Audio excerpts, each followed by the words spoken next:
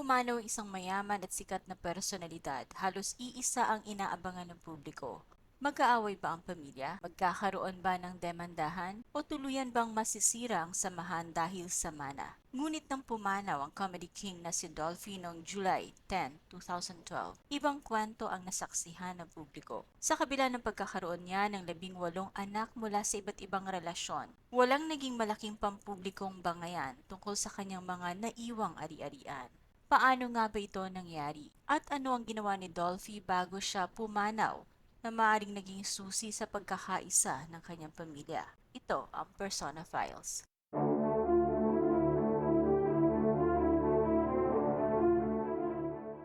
Isang pamilyang hindi karaniwan. Sa loob ng mahigit 6 na dekada sa industriya ng aliwan, hindi lamang bilang comedy king nakilala si Dolphy, isa rin siyang ama. Sa paglipas ng mga taon, nagkaroon siya ng 18 anak mula sa iba't ibang relasyon. Sa mata ng marami, tila mahirap isipin kung paano magkakaroon ng pagkakaisa ang isang pamilyang may magkakaibang ina at magkakaibang kinagisnang tahanan.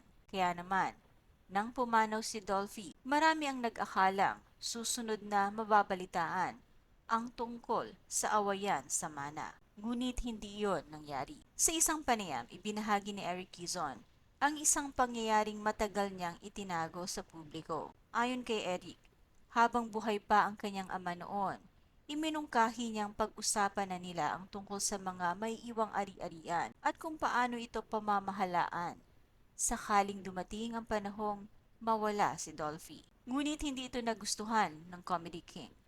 Ayon kay Eric, dinamdam ng kanyang ama ang mongkahe. Para kay Dolphy, tila inuunahan na ng kanyang anak ang kanyang kamatayan. Pakiramdam niya, buhay pa siya, ngunit pinag-uusapan na agad ang kanyang may iwang mana. Dahil dito, lumamig ang kanilang relasyon.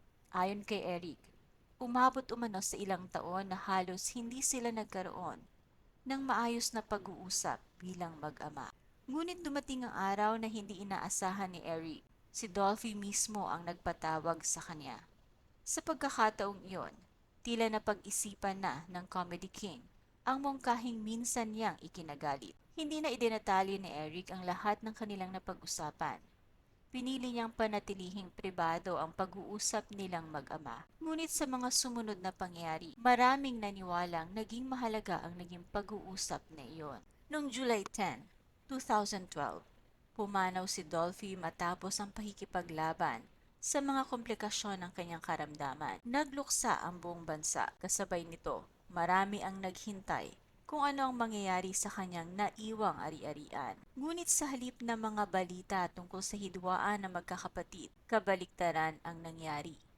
Unti-unting nakita ng publiko ang kanilang pagkakaisa. Sa mga panayam ni Eric Kizon, matapos ang pagpanaw ng kanilang ama, ibinahagi niyang siya ang tumutulong sa pangangasiwa ng estate ni Dolphy.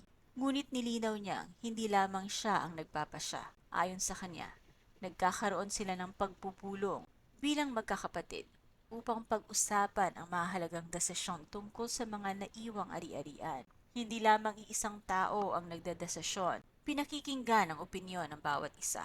At hanggat maaari, nagkakaroon sila ng pagkakasundo bago gumawa ng anumang hakbang. Sa mga ulat at panayam na lumabas sa mga sumunod na taon, hindi rin lumitaw ang isang malaking pampublikong hidwaan sa pagitan ng magkakapatid kaugnay ng mana. Marahil, hindi lamang bahay, lupa o salapi ang tunay na iniwan ni Dolphy. Mas mahalaga ang mga aral na kanyang naipamana habang siya ay nabubuhay.